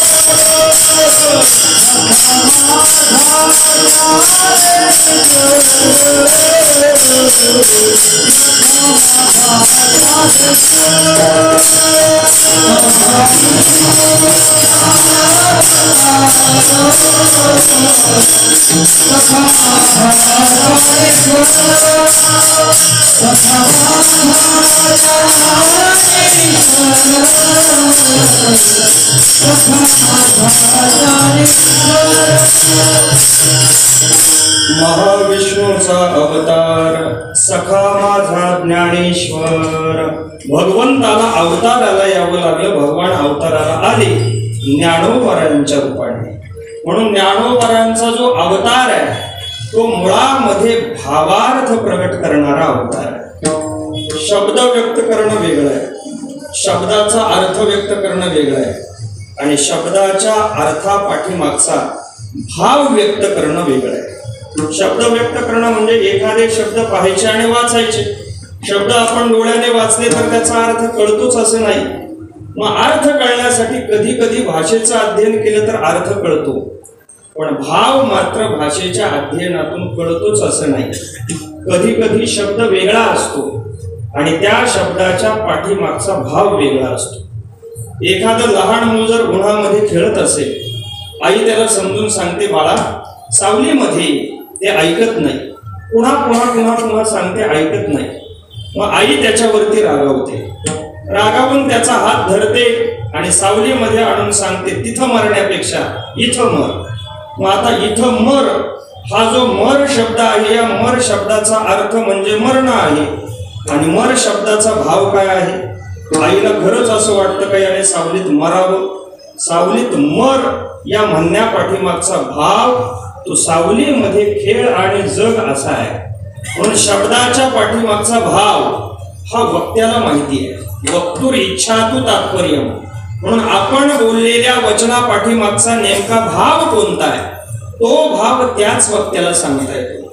म्हणून भगवंताने गीतेचा प्रतिपादन केलेलं आहे. म्हणून गीतेचं प्रतिपादन जर भगवंताने केलं असेल तर तो भगवानच सांगू शकतो की माझ्या वचनाच्या पाठीमागचा भाव कोणता आहे. म्हणून भगवंतच तोची अवतार धरी अलंकापुरी. म्हणून भगवंतानेच अवतार धारण केला. कशासाठी? भाव व्यक्त करण्यासाठी. ज्याप्रमाणे ज्ञानोबरा वर्णन करतायत, ज्याप्रमाणे शब्द ब्रह्माब्दी मथिलिया व्यास बुद्धी निवडिले निरवधी नवनीत आहे. म्हणजे शब्द ब्रह्माब्दी म्हणजे वेद आहे. या वेदाचं व्यासांच्या रवीने घुसळण केलं आणि घुसळण केल्यानंतर त्याच्यातून नवनीत निघालं. ते नवनीत म्हणजे महाभारत आहे. आणि या नवनीताला ज्ञानाग्नीच्या संपर्काने कढवलं आणि कढवल्यानंतर त्याच्यातून जे निघालं पद आले परिपाके अमोदासी.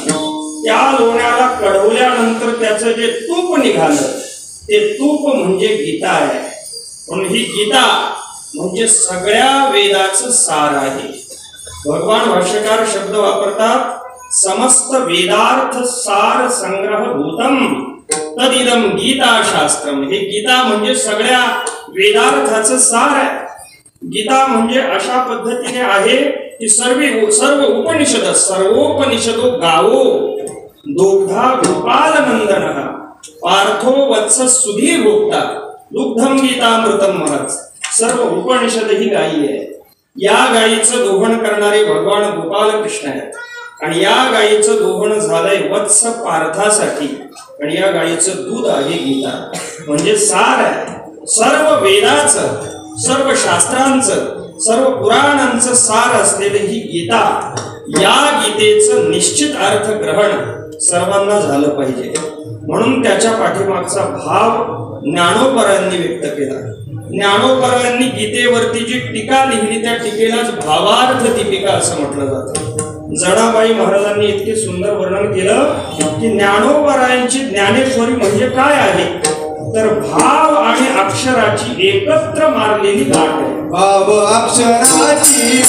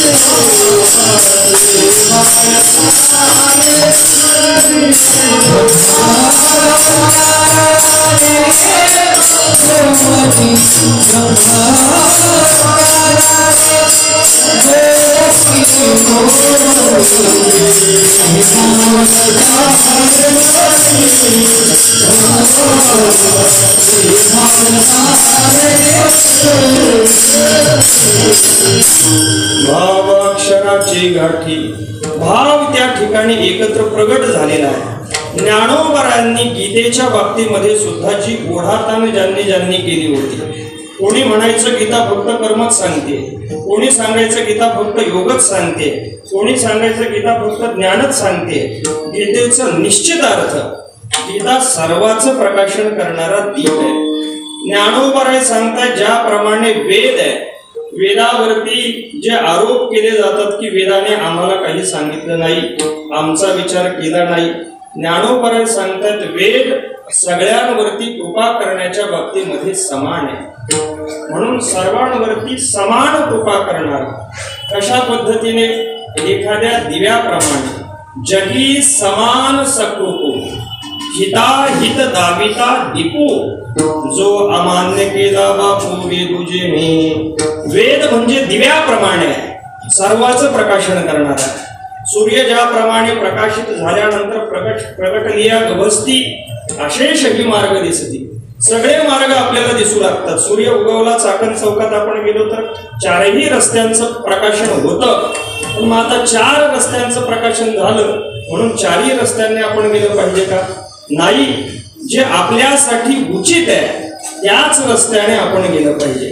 म्हणून ज्याचा ज्याच्यामध्ये अधिकार आहे त्याने त्याच रस्त्याचं अनुसरण केलं पाहिजे. ज्ञानोबराय सांगतायत ज्याला आपला उद्धार करायचा आहे त्याने तैसा प्रतिपाद्य ईश्वर होवावयाला गे गोचरू श्रुतीचा निरंतर अभ्यास करणे. म्हणून श्रुतीचं अध्ययन आपण केलं पाहिजे. म्हणून ही श्रुती म्हणजे भगवंताच्या मुखातून प्रगट झालेली गीता ही खऱ्या अर्थाने सर्व वेदाचं उपनिषदांचं खऱ्या अर्थाने सारच आहे. आणि हे सार ज्ञानोबराने तुमच्या आमच्यासाठी प्रगट केलं, उघडं केलं. उघडं केलं याचा अर्थ असा आहे जसं एखादा समुद्र आहे, समुद्रातलं पाणी पिता येत नाही, तसं वेद आहे की ज्याच्यातलं नेमकं आपल्याला ग्रहण करता येणं शक्य नाही.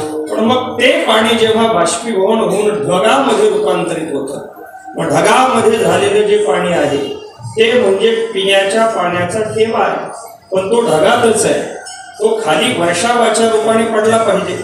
तसा हा सगळ्या वेदार्थाचा ठेवा गीतेमध्ये आहे, पण तो सर्वांपर्यंत पोहोचला पाहिजे.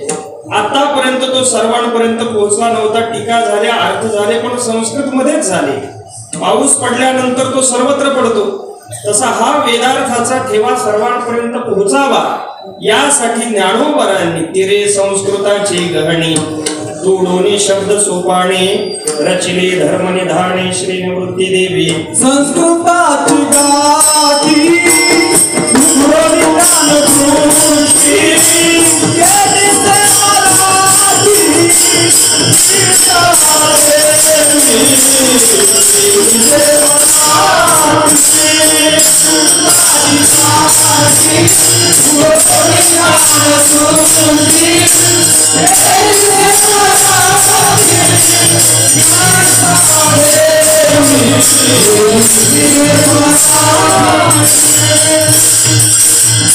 संस्कृताची गाठी उघडून ज्ञान दृष्टी केलीसे मराठी गीता देवी. हा अर्थ उघडा करावा लागला. अर्थ उघडा करण्याची वेळ तेव्हा येते जेव्हा तो अर्थ कळत नाही. म्हणून गीतेमध्ये सांगितलेल्या शब्दांचा अर्थ हा कळेना, स्पष्ट शब्दामध्ये तो उघडा केला पाहिजे. ज्ञानोबराय सांगतायत हा अर्थ कळत नव्हता. त्याचं कारण आहे, ज्या ज्या वेळेला विषयाने मनुष्य अंध होतोय त्या वेळेला त्याला रस्ता कळत नाही, दिसत नाही.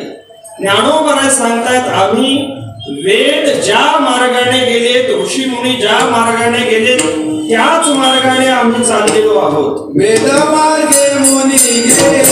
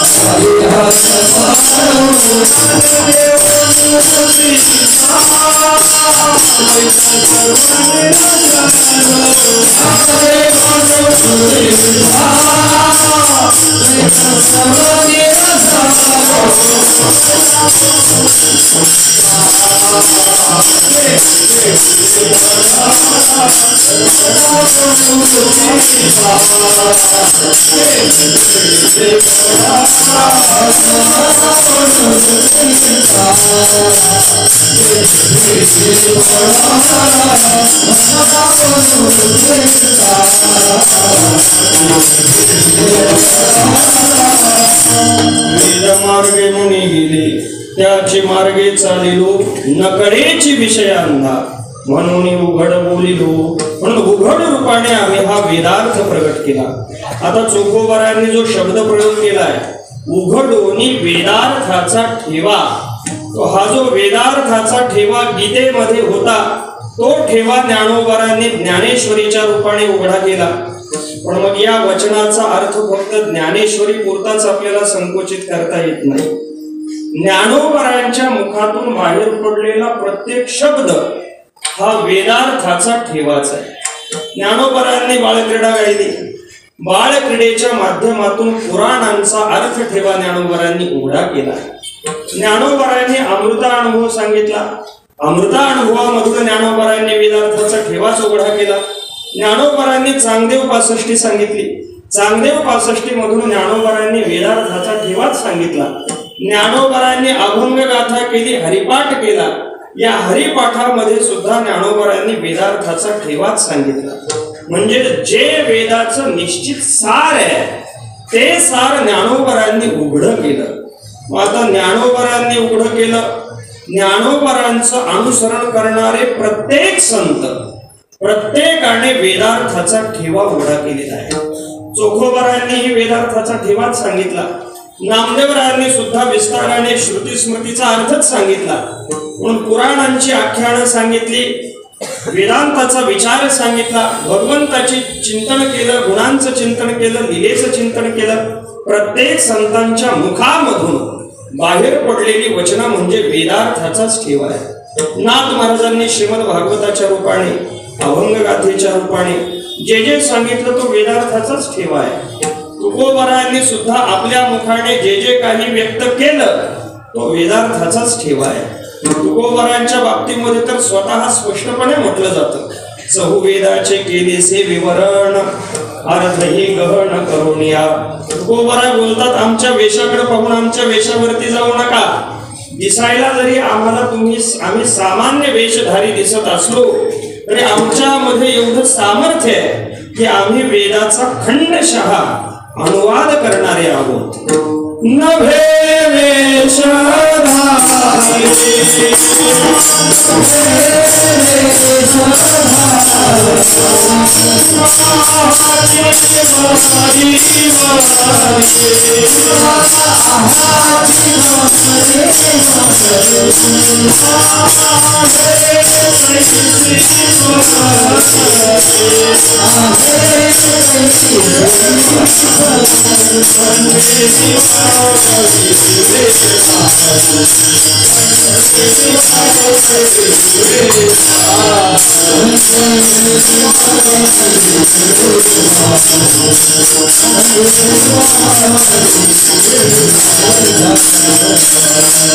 नभे वेशधारी तुकाहाची वरी वरी आहे तैसी बरी खंडे निवडी वेदाची.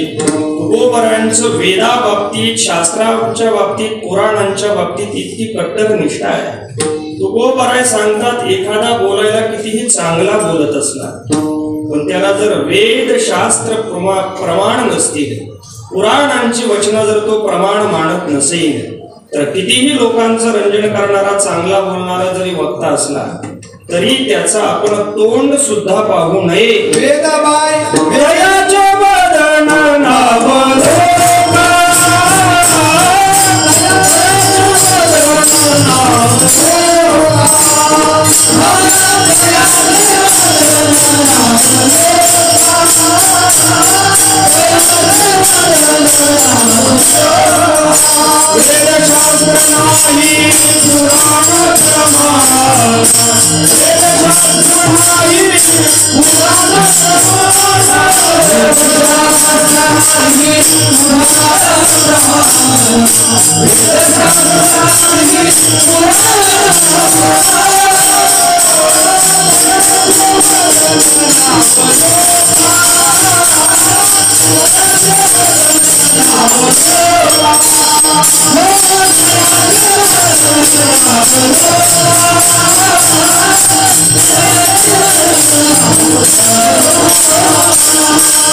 वेदशास्त्र नाही पुराण प्रमाण तयाचे वदन नावलुका. तुकोबरा बोलतात वेदा निंदितो चांडाळ भ्रष्ट सुतकी या खळ. म्हणून वेदाच्या बाबतीमध्ये तुकोबरांची ही निष्ठा तेवढीच. तुकोबरांच्या मुखातून बाहेर पडलेला प्रत्येक शब्द म्हणजे वेदार्थाचा ठेवा आहे. पण बऱ्याच वेळेला अशी काही विचार मांडण्याचा प्रयत्न काही मंडळी करतात की संतांना वेद मान्य नव्हते, संतांना पुराण मान्य नव्हती, संतांनी जे सांगितलेलं आहे ते वेदातलं सांगितलेलं नाही असं म्हणणारी लोक आहेत. भगवान सांगतायत श्रुती आणि स्मृती माझीच आज्ञा आहे आणि जो श्रुती आणि स्मृतीचं उल्लंघन करतो, श्रुती स्मृती ममैव आज्ञे यस्तु उल्लंघ्य वर्तते, असा जो आहे तो भगवंताचं वचन तोडत असल्यामुळे, माझ्या वाणीचा विरोध करत असल्यामुळे मद्द्रोही, माझा द्रोही आहे. मद भक्तो बिन वैष्णवा. भगवान सांगतायत तो वरून वरून जरी माळ घालून, टोपी घालून, गंध लावून दिसत असला तरी तो माझा भक्त नाही, तो खरा वैष्णव नाही, कारण तो माझी आज्ञा प्रमाण मानत नाही. भगवंताचं म्हणणं असं, मला प्रमाण मानण्यापेक्षा मी जे म्हणतोय ते प्रमाण माना. लोकांचं उलट आहे. लोक सगळीकडे हाच नियम लावतात, आई वडिलांना मानतात पण त्यांचं ऐकत नाहीत. तसं देवाला मानतात पण देवाचं म्हणणं ऐकत नाहीत. म्हणून ज्यांचं असं म्हणणं आहे की संतांची वचनं ही वेदाचा, श्रुतीचा, स्मृतीचा अर्थ नाही, वेद संतांनी नाकारला असं ज्यांचं म्हणणं आहे त्यांनी या म्हणण्याचा विस्ताराने विचार केला पाहिजे.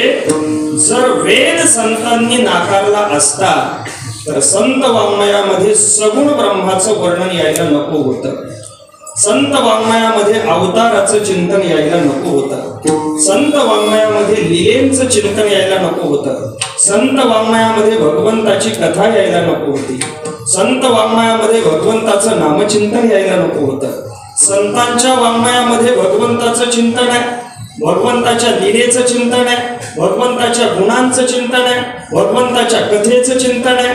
भगवंता संबंधी प्रत्येक गोष्ट संतांच्या वाङ्मयामध्ये आहे, कारण संत भगवंताला त्या पद्धतीने भगवंताला पोहोचवण्यासाठीच या ठिकाणी आलेले आहेत. अर्थलोपली पुराणे नाशकेला शब्दज्ञाने, म्हणून शब्दज्ञानाने जो नाश झालाय तो टळावा आणि भगवंताचं मनोगत सर्वांपर्यंत पोहोचवण्यासाठी देवाचे दूत असलेले संत या भूतलावरती अवतीर्ण होतात, भगवंताची आज्ञा सर्वांना पोहोचवण्यासाठी. काही आपल्या मनाने असा अर्थ करतात की संतांच्या वचनामध्ये काही शब्द बदललेले आहेत. म्हणजे असं की वेदा निंदितो चांडाळ, तर याच्यातला जो निंदी शब्द आहे तो बदललेला आहे. ते असं म्हणतात वेदा वंदितो चांडाळ असं होतं, पण काहींनी निंदी हा शब्द घातला. तर मग एक शब्द जर घातला असेल तर बाकी सगळ्या गाथेच्या अर्थाचं चिंतन कसं लावायचं, बाळकडेची संगती कशी लावायची, पुराणांचं केलेलं आख्यान कसं लावायचं, पौराणिक आलेलं वर्णन ते कोणत्या अर्थाने लावायचं. जर संतांना वेद मान्य नसते तर संतांनी सगुण ब्रह्माची उपासना सांगितली नसती, निर्गुण ब्रह्माची उपासना सांगितली नसती, नामचिंतन सांगितलं नसतं, भगवंताचं जे काही आहे ते सगळं मनोगत संतांनी सांगितलं नसतं. संतांच्या प्रत्येक वचनामध्ये ही वचनं म्हणजे बदल केलेली वचनं नाहीत, ही जी आपली कविता आहे त्याच्यामध्ये येऊन कोणी बदल करावा. संतांची वचनं म्हणजे साक्षात वेद वचन आहे. जर तुकोबरांच्या वचनामधून वेदार्थ प्रगट झाला नसता तर त्या काळातील धर्म मार्तंडांनी तुकोबरांची गाथा बुडवण्याचा आदेशच दिला नसता. ज्या अर्थी तुकोबरांची गाथा बुडवण्याचा आदेश दिला त्या अर्थी तुकोबरांच्या वचनामध्ये वेदार्थ प्रगट झाला होता. जर तुकोबरांच्या वाङ्मयामध्ये वेदार्थ प्रगट झाला नसता तर भगवंताने तुकोबरांचं वाङ्मय तारलंही नसतं. भगवंत जर तुकोबरांचं वाङ्मय तारतोय आणि त्या काळातली मंडळी हे सांगतायत की तुम्ही मराठी भाषेत वेदार्थ सांगू नका, त्या अर्थी हे सरळ उघड स्पष्ट आहे की तुकोबरांनी वेदार्थाचाच ठेवा उघडलाय. ओढून काढून कुठंतरी पाखंडी मतानुसार, आसुरी मतानुसार कुठंतरी वेदाच्या निंदेकडे संतांची एकही पद्धत जाणारी नाही. त्यामुळे तुकोबरांनी जो विचार मांडलाय तो विचार वेदार्थाचा ठेवाच प्रगट केलेला आहे. मग आता हा वेदार्थाचा जो ठेवा आहे तो संतांनी प्रगट केला म्हणजे फक्त बोलून प्रगट केला असं नाही, तर तो ठेवा संतांनी आपल्या कृतीतून प्रगट केला. हा वेदार्थाचा ठेवा ज्ञानोबरांनी प्रगट केला म्हणजे फक्त गीता सांगितली आणि ज्ञानोबरा थांबले असं नाही, तर तो वेदार्थाचा ठेवा ज्ञानोबराय स्वतः जगले आणि तो इतरांना सुद्धा कसा जगता यावा याचं प्रात्यक्षिक करून दाखवलं. सगळ्या वेदार्थाचा ठेवा असं जर आपण म्हणत आहोत तो सगळ्या वेदार्थाचा ठेवा नेमका काय आहे. वेदाचे हे बीज हरी हरी अक्षरी, वेदाचं बीज भगवंताचं नाम आहे आणि भगवंताचं नाम वेदाचं बीज असल्यामुळे तेच वेदार्थाचं बीज ज्ञानोबराय आज सुद्धा समाधीमध्ये बसून समाधी वैसला निर्वाण कथा कीर्तन करीत नित्य भगवंताचं नामचिंतन करतात. म्हणजे समाधीमध्ये बसून सुद्धा वेदार्थाचा ठेवाच प्रगट करतायत. मग असा वेदार्थाचा ठेवा सर्वांगाने प्रगट करणारे ज्ञानोबराय, सर्वांगाने प्रगट करणारे नामदेवराय, सर्वांगाने प्रगट करणारे चोखोबराय, सावता महाराज, नाथ महाराज, तुकोबराय, निळोबराय, ही सर्व संतांची मांदी आळी वेदार्थाचा ठेवा प्रगट करणारी आहे. मग असा ठेवा वेदार्थाचा अगदी सोप्या भाषेमध्ये एवढ्या सर्वांपर्यंत आजपर्यंत कोणाला पोहोचवता आला नाही. हा सर्वांपर्यंत पोहोचवता आला तो ज्ञानोबरांना आला. मग ज्ञानोबरांनी हा वेदार्थाचा ठेवा सर्वांपर्यंत पोहोचवल्यामुळे हे ज्ञानोबराय कसे आहेत. अभंगाच्या दुसऱ्या चरणात ऐसा समर्थ ज्ञान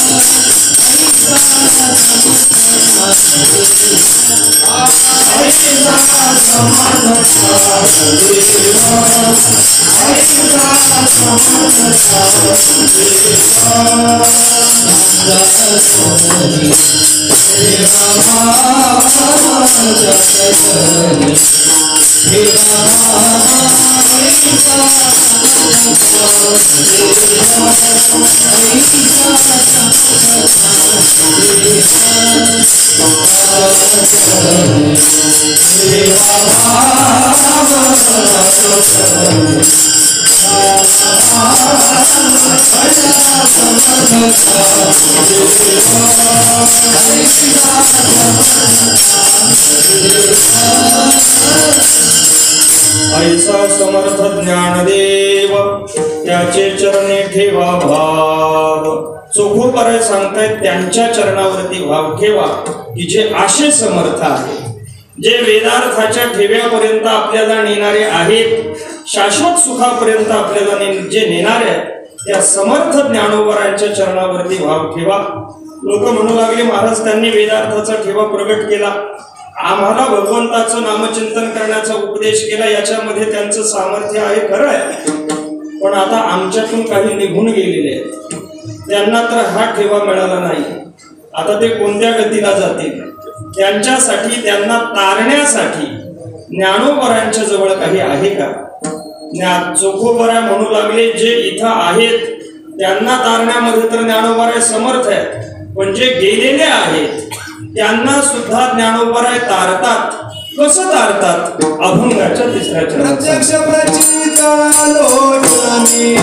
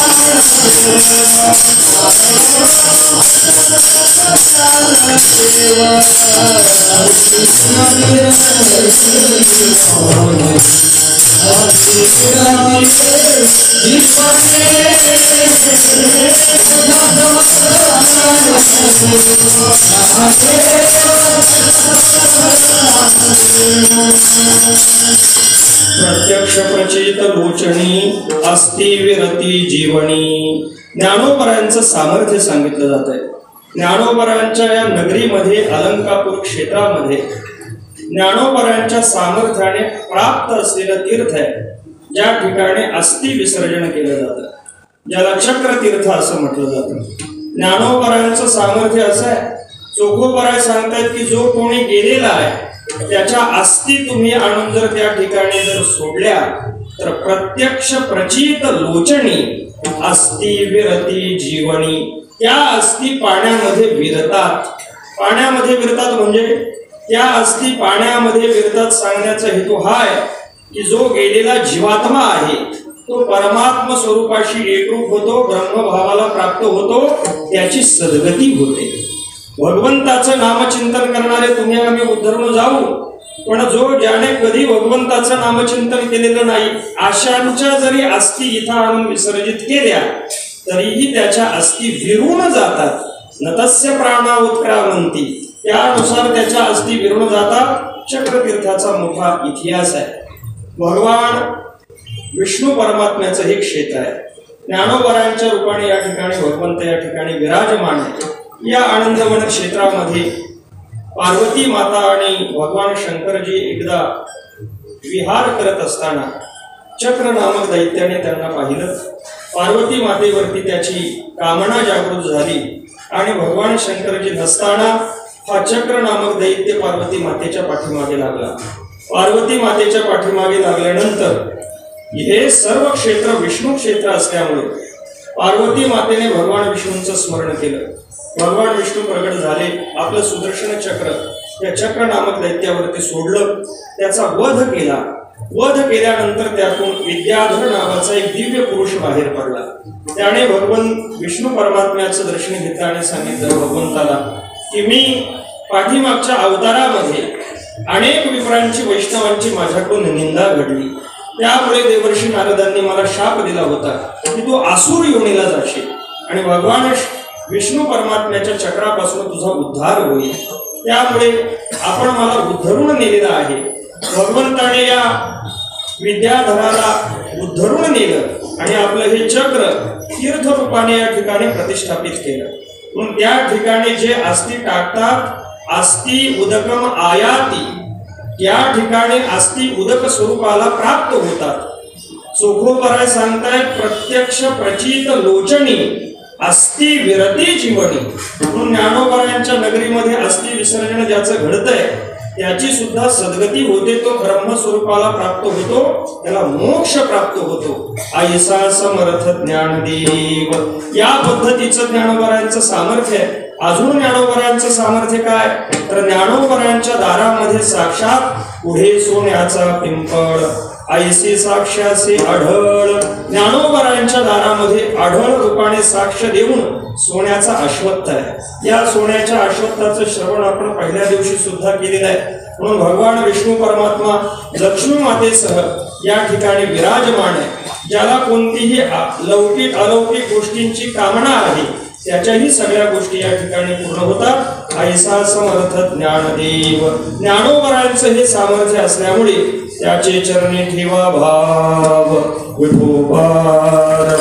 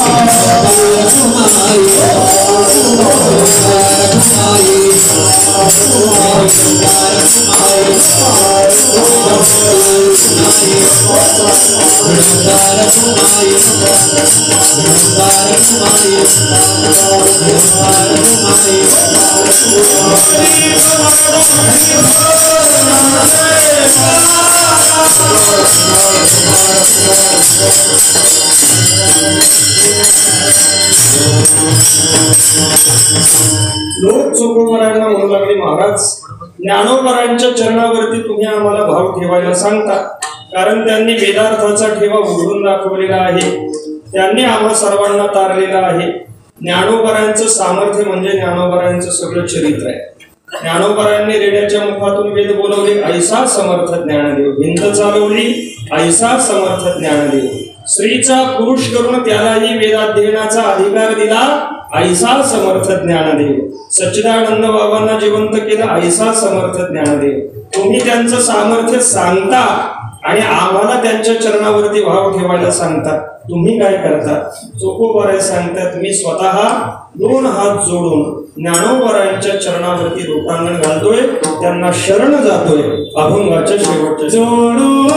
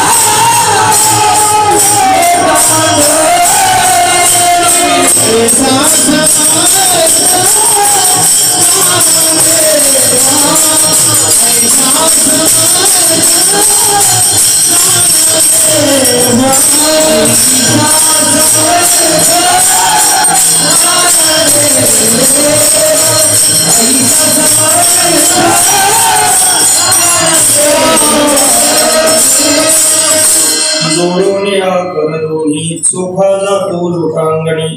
चोखोपराय ज्ञानोबरायांची शरणागती करतायत आणि ज्ञानोबरायांचं सामर्थ्य एवढ्या अचूक शब्दामध्ये सांगतायत.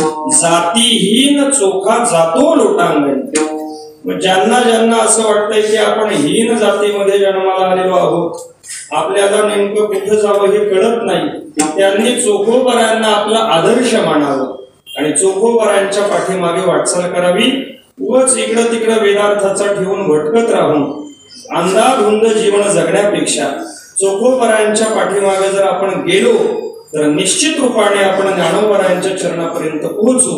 कारण ज्ञानोबरायांनी व्यक्त केलेलं जे कार्य आहे ते या चोख शब्दामध्ये चोखोबरायांनी मांडलेला आहे. म्हणून हा वेदार्थाचा ठेवा सर्व संत वाङ्मयातून प्रकट झालेला आहे.